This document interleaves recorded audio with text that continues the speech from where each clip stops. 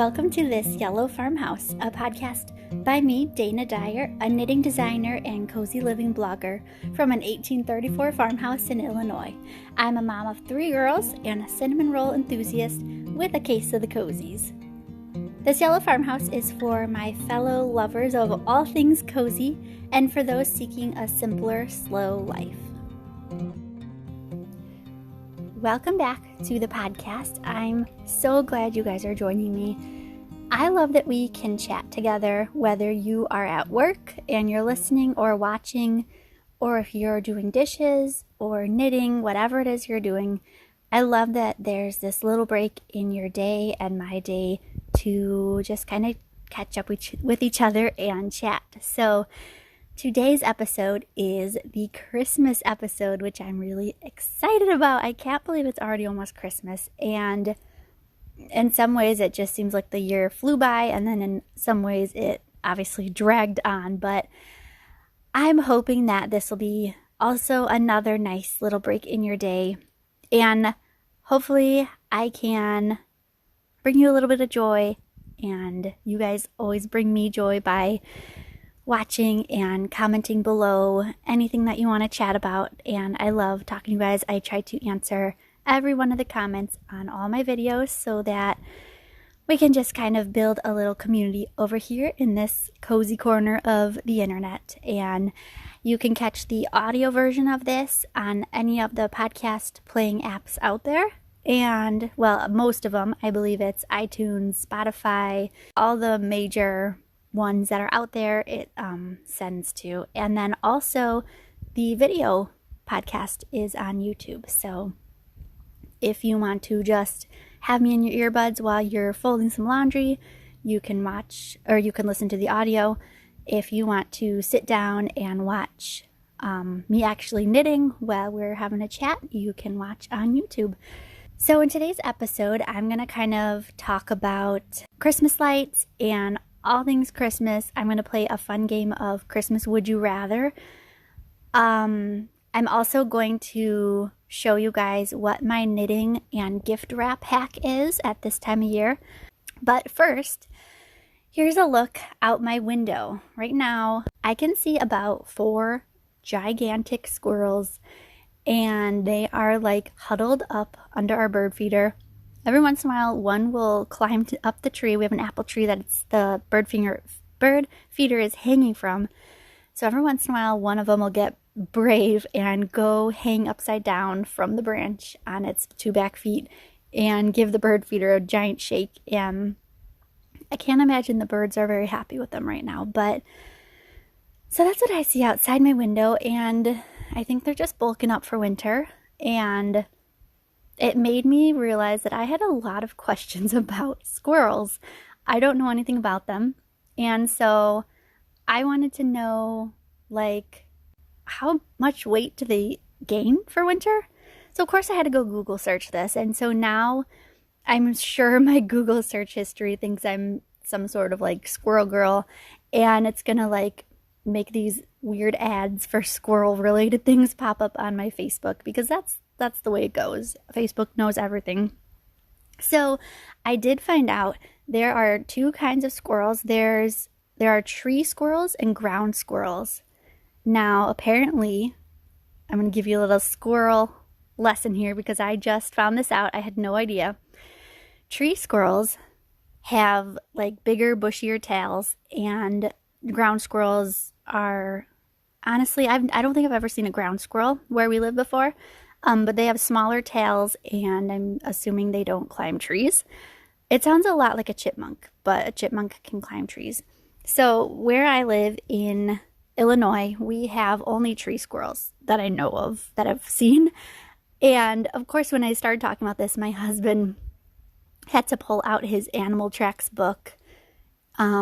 He has one for animal tracks. He has one for like birds. He has like leaves and plants and all sorts of stuff. So he had to nerd out with me a little bit and talk to me about the 2 kinds of squirrels that we have by us. And that's gray squirrels, like the eastern, I think it's called an eastern gray squirrel, and an eastern, I'm going to mess this up, but I think it was a fox squirrel. So it's like a gray squirrel and a slightly grayish, orangish, reddish squirrel.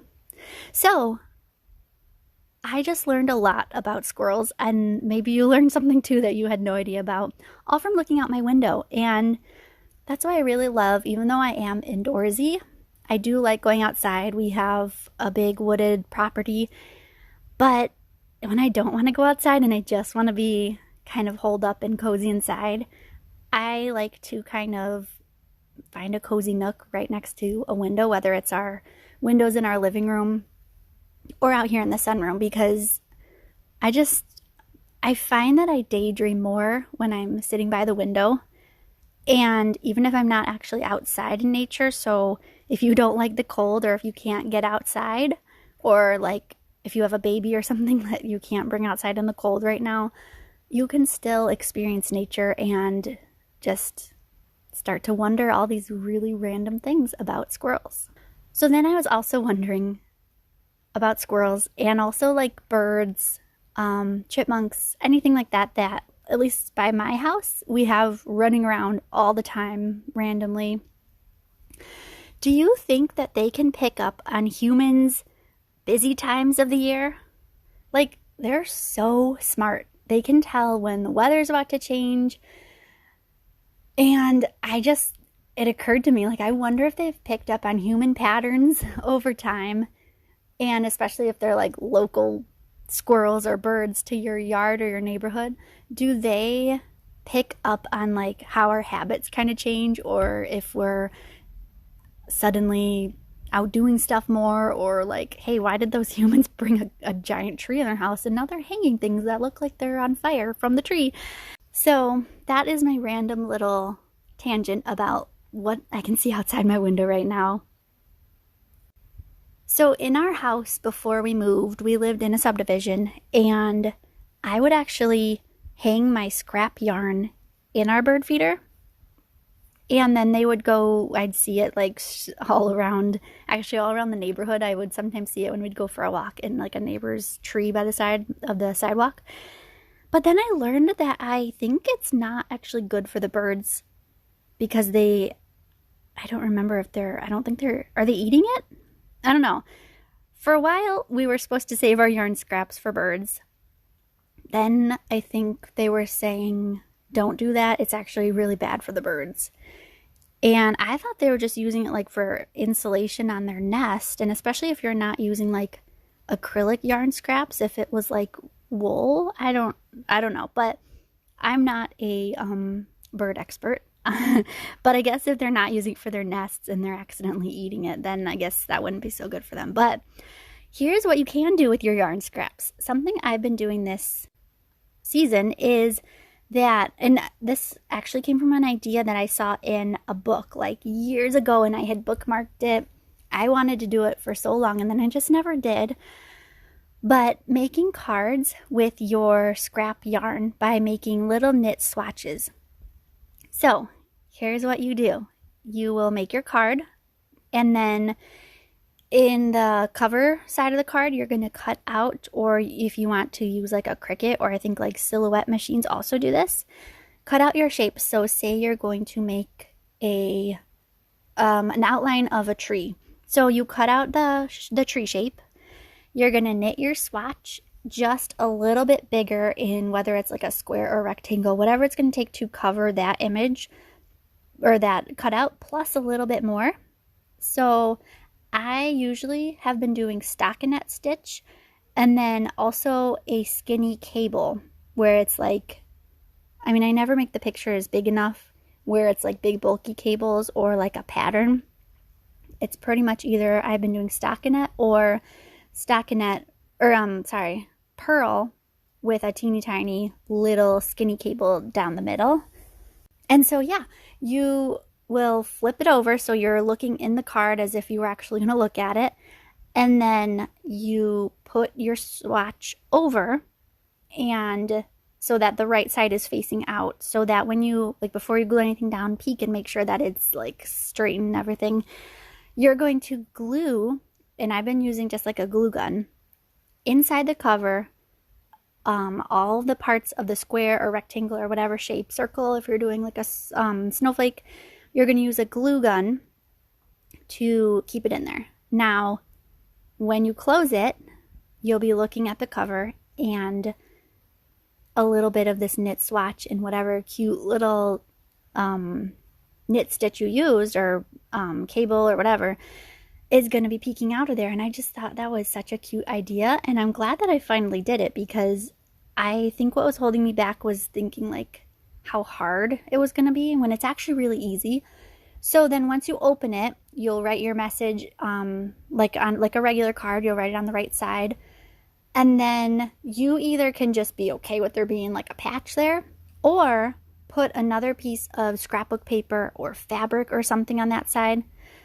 Another idea is, my girls were actually making an entire sheet of paper, and then you fold it into fourths. So you fold it in half, fold it in half again, and then you're just working with that like inside, or that outside cover, so that the one folded side, this might be really confusing if you're listening to just the audio. If you're confused, head to my YouTube channel, because I'm showing it as I'm trying to explain it. But yeah, so that you'll have that paper already built in from your folding to cover that the back side of the swatch. So then you can write your letter, write whatever sentiment you want, and then send it. And it is a little bit heavier than if you were just going to do a card, depending on what yarn you used. But yeah, just stick some stamps on it, and I thought it was really cute, and also a good craft to do with the kids, because they don't know how to knit, but I knit these swatches ahead of time. And like I said, all it is scrap yarn. And so I knit the swatches ahead of time, and then help them cut out their shape. And sometimes we were tracing them and then cutting it out. Well, I had to help cut it out, because it's a little hard to cut, you know, if you're like doing it from the middle of the paper. You have to like fold it for a teeny bit, and then yeah, it's definitely easier with a Cricut machine, but not everyone has that. Obviously, I don't actually even know how to cut with the Cricut machine, unless it's this sounds really silly. I'm sure I could figure it out. I've done it with like the heat transfer vinyl and regular vinyl. I don't think I've ever cut paper with my Cricut. I've just never sat down to figure it out. So I've actually been just cutting with scissors and doing it the old-fashioned way. But yeah, it was a really fun craft to do. I did all the hard part ahead of time by just knitting the swatch, and then they got to just color in the pictures that they drew inside, work on writing their names and all that, and just something outside the box that was like an experience, a craft, and basically a free card, because if you already had like the card stack, you're not going out and buying a $5 card. And it was handmade, so I like handmade gifts, and I like giving handmade gifts. And even though I'm not usually a card person, like I'm not the type of person who sends Christmas cards. I think we might have done it once when, I don't even know, I think we had just gotten married and we were pre-kids, and yeah, we did a Christmas card that year. But ever since then, I don't think maybe we'll get back to that, we'll see. So this weekend I got Trader Joe'd. If you have ever been to Trader Joe's, you know what I mean. And there's a whole video about this by a comedian called Chris Fleming, and he's on YouTube. Or no, he's not on. Yeah, he's on YouTube. He's the one who did like the video that went viral about company is coming, and basically making the house look like no one lives there. Like, we can't let anyone know we live here. And so it's this guy pretending to be this mom who's like going crazy about company coming. Anyway, he also has a little video about Trader Joe's, and he says he got Trader Joe'd. And I shop at Trader Joe's. It's where I mostly do all of our shopping. But you'll just have to watch the video. It's really funny. If you've been to Trader Joe's, you understand that this is a store where they're like really peppy. They like to wear like Hawaiian shirts and stuff, and they almost always ask you what you're making with the things that you've gotten. So it's kind of like my Target. Like, a lot of people go to Target and they end up spending too much and like walking out with things they don't want to, which happens if I go to Target, but I don't usually do Target, just for like my regular grocery shopping. And then I've also heard people saying the same thing about Aldi. I don't shop at Aldi anymore. I did for a while at our old house just because it was like down the road. But yeah, so you like randomly impulse buy these things. Well, I feel like Trader Joe's has that effect on me. But it's like such a small store and they have a perfect amount of random things that you might impulse buy, and it's all food related. So even though it might not be something that was on my list, I end up eating it or giving it away instead of like buying something and it sits in your house like I might do at Target or Aldi, and then later I'm like, why did I spend $40 on this? Whereas at Trader Joe's, it's like you spent $5 on something and it's this cool seasonal food thing. I did last year, though, I did get a gingerbread candle from Trader Joe's that I still have and I love. So anyway, I got Joed. Me and the girls went with a list to do our grocery shopping. They don't usually come with me, but they did this time. My husband had let me go have a knitting day at my mom's the day before. So I was like, okay, well then I will take the older two while our baby's sleeping. You can have a little bit of quiet time and feel like you got a little bit of a rest this weekend too. So me and the girls went, we had a list. We got everything on the list. Plus, this is the part where I got Joed.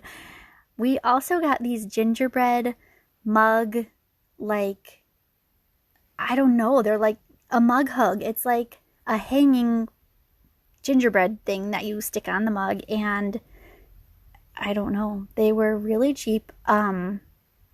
They were everywhere. They're obviously a seasonal thing. They were in some of the main aisles. They were on a bunch of the ends of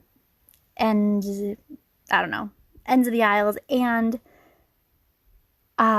one, they're delicious. Two, I planned to use them. As soon as I saw them, I was like, oh my gosh, I have to have these because of my Trader Joe's. And that's just something that happens sometimes. But here's the thing, I was thinking, they're like totally plain, and you can use icing to kind of outline them and use them and have it just be a little bit more pretty. And so I was using them in my pictures for Instagram, and then we've been using them for everything. I've been using it for like my morning coffee, and the girls love it for hot chocolate. So I got Joed. It happens a lot. So speaking of being a homebody out in the wild, I also went to our local, I guess, like, Christmas house lights show. I don't even know what this is called, but I'm sure you guys know what I mean. It's a house, and ever since that Christmas lights, the Great Christmas Light Fight show has been on, it seems like there's one in most neighborhoods or most towns. This one that we went to is gigantic. It has a radio station all tuned up, and there's like a gigantic disco ball on top, and they have a parking lot. It's free. They just ask for a donation. They actually won. I don't know what season, but they did win a season of the Great Christmas Light Fight. And the girls, they're like the perfect ages, so we did go out. We bundled up, and because I wasn't sure if we were going to get out of the car. We didn't end up getting out of the car. We just unbuckled everybody, well, because we're parked. And the show was only 11 minutes long. And we got a candy cane at the end. I think they did 4 or 5 songs. And it was really fun. I'm glad that we did it. We don't always like to do things like that. We like free things, which this was free, besides the donation.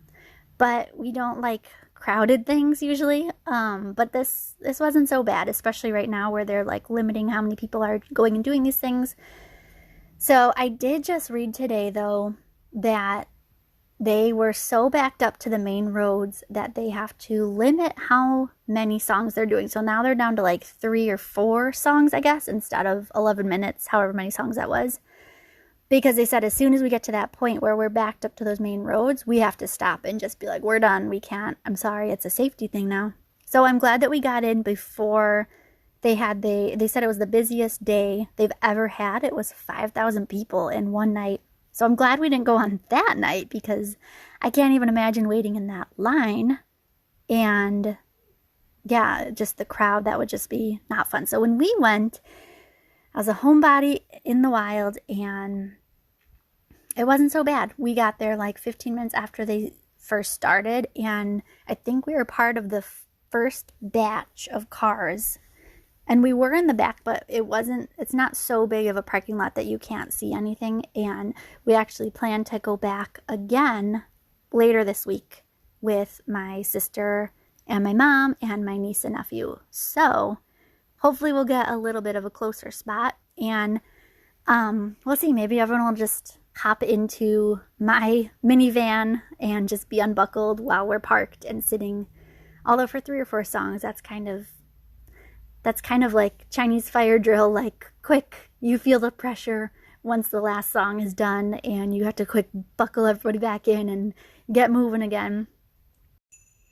Okay, so I wanted to do a really quick Christmas edition of Would You Rather, just to kind of break up this episode and do something fun. And obviously my answers are going to be different from yours, but let me know in the comments, or if you're listening on audio, just send me an email or find me on social media, whatever, if you feel like you just found a kindred spirit and we have the same exact answers, or if you have anything else different.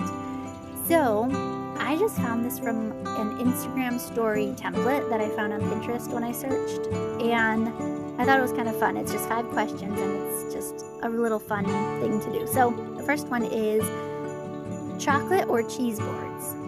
And so I'm gonna have to say chocolate on this one. I do love a good charcuterie board, but I'm more of like a hot chocolate charcuterie board person, or brunch. And so yeah, chocolate's gonna win on this one for me. Okay, number 2, Christmas music or movies. Which when I first read, I was like, well, obviously. And then I was thinking about it, I was like, wait, that's really hard. How can you say no? It's not even like, I don't know, it's hard. But I think I'm gonna go with movies, because a lot of my favorite Christmas songs, like my very favorite Christmas songs, are from Christmas movies. So if I could never hear another Christmas song on its own, that would be really sad, but it wouldn't be as bad, I think, because I'd still be able to hear them in the movie. So my top 3 favorite Christmas songs are Burl Ives singing Holly Jolly Christmas from Rudolph. And then the next one is the Charlie Brown theme song that they play in, I'm sure they play it all the time, but I always think of the Christmas Charlie Brown movies. And then the third one is the Home Alone, I think the actual song is called Somewhere in My Memory. And when I listened to this on YouTube, I realized if you listen further into the song, there's words, there's a choir singing, and I never knew this.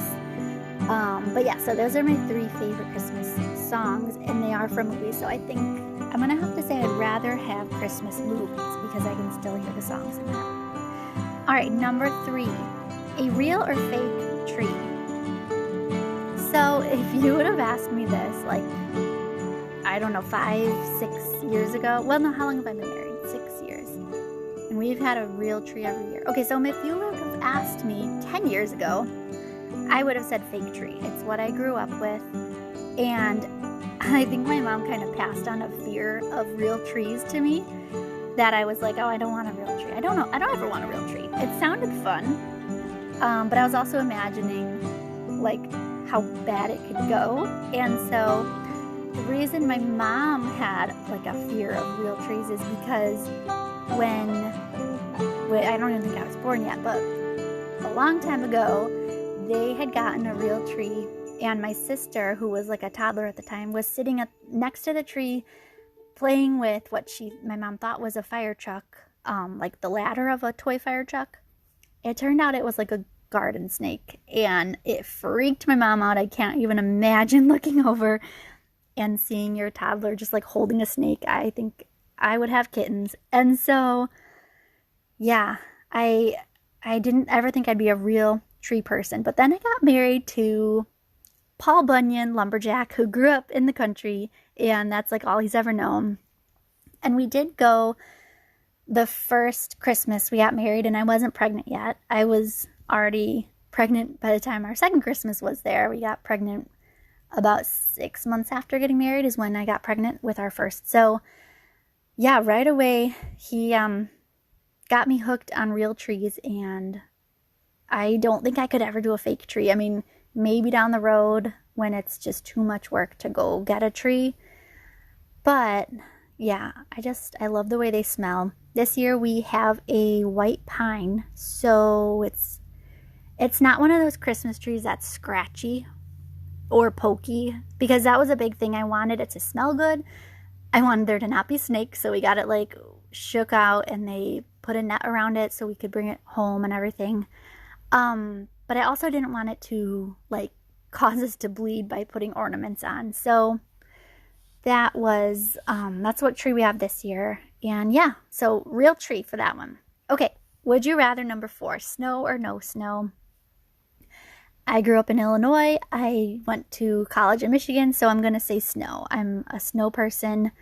And even though it's harder when you have kids because of bundling everybody up, and then inevitably somebody doesn't have all the warm things they need because somehow it got lost, or someone has to come in right away because they're cold or they have to go to the bathroom, or like I have kind of turned into a little bit of a wimp with the cold, so I can't stay out there as long. But yeah, snow for me. I'm a Midwestern girl, gotta say snow. Okay, the last one, number 5, is sled or sleigh ride. That's a hard one because I've never done an actual sleigh ride, but I'm gonna pick sleigh ride. Maybe it's because I'm getting older, I don't know. But I've done sledding, and I still do sledding with my kids, but I think it's more like would you rather because it's on my bucket list. I want to do the cute little sleigh ride with horses and going down a cute little small town road and with Christmas lights everywhere. I want to do that, so I'm going to pick sleigh ride for that one. All right, it is time for the segment that I like to call a case of the cozies. So what's giving me a case of the cozies right now are these toasted graham K-Cups by Starbucks. My husband brought these home. He went and ran into our local grocery store. He was just picking up a few things, toilet paper and paper towel. I think we're out of like Windex or something. So he went and got all that. And then he came home with a surprise. And it was these toasted graham K-Cups. Now, K-Cups for us in our house are a treat. We usually use these like reusable, they're like K-Cup sized, and I just got them on Amazon. I'll post them below. So all I do is I buy the coffee grounds that I want, and then I just pour it into there. And so they're reusable. I wash them. I save our coffee grounds, and we put them out in our compost to put in the garden and all that. But I do like K-Cups, and they are a treat. We don't get them all the time. So it was a really, really good moment that he brought these home, and I opened up the bag, and I was so excited to see them in there because I also haven't had them in a year. I didn't realize they might be a seasonal thing. Nothing on the box has anything Christmassy on it, but yeah, I guess toasted graham could be a seasonal fall and winter thing. I guess that makes sense. I mean, I have a case of the cozies all year long, but the average Joe out there probably is not thinking about toasted graham coffee in like July, but oh well. If I'm smart, I should probably buy a bunch of these and save them, but I know if I do that, I'm just gonna end up using them. But it would be nice to like find a package that I stashed away in August and just be like, it would just make my burning 90-degree weather self's day. I just made a total run-on sentence there. It would make my day, even if it was like 90 degrees, which it will be in August because we don't have air conditioning.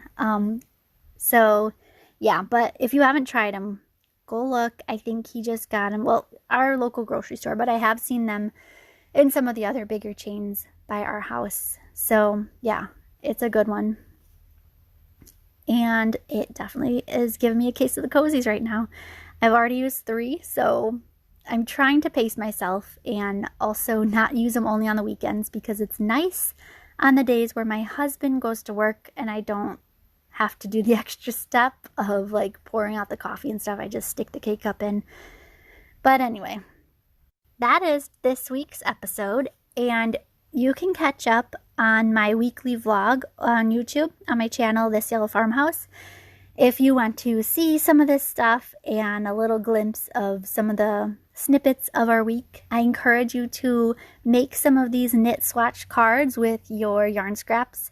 Or if you're listening and you're not a knitter, you can also do this with scrapbook paper or fabric. It would also be probably a little bit less bulky, especially the scrapbook paper. And fabric's less bulky than knit, especially if you're doing a cable knit. But if you're a knitter, definitely try the knit swatch cards. It's fun. So thank you guys for listening to another episode. It really does make my day. And when I get a notification that somebody left a comment on the video on YouTube, I get so excited, because right now I'm recording. I'm in the sunroom. I am looking out at squirrels just having the time of their life. And I'm like talking to myself and hoping this is helpful and like entertaining and fun for you guys to listen to. So yeah, I mean, it really does help when you guys like, and if you want to see more, subscribe, leave a review if you're listening on the podcast app. Yeah, have a great Christmas. I will talk to you guys again once more before the new year. I have one more episode in December, and then I will see you guys in 2021.